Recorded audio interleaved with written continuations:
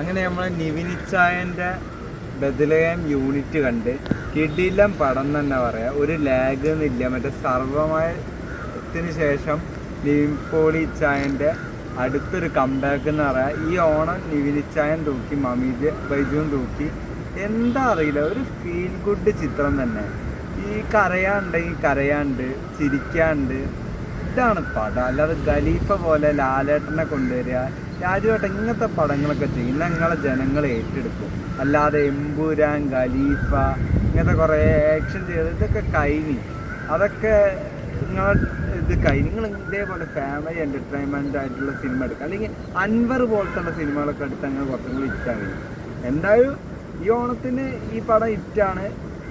പിന്നെ അത് മാത്രമല്ല 150 കോടി ക്ലബിൽ എന്തായാലും ഇടം പിടിക്കും തന്നെ എനിക്ക് നല്ല ഡൗട്ടുണ്ട്. ഈ ഇതിൽ പോവുകയാണെങ്കിൽ സർവമയം തന്നെ എനിക്ക് നല്ല ഡൗട്ടുണ്ട്. ആ പടം ഡൗട്ടുണ്ടായിരുന്നു. എന്തായാലും 100ൻ്റെ മുകളിൽ തന്നെ ആ പടവും കയറി. ഇതും ഹിറ്റാണ്.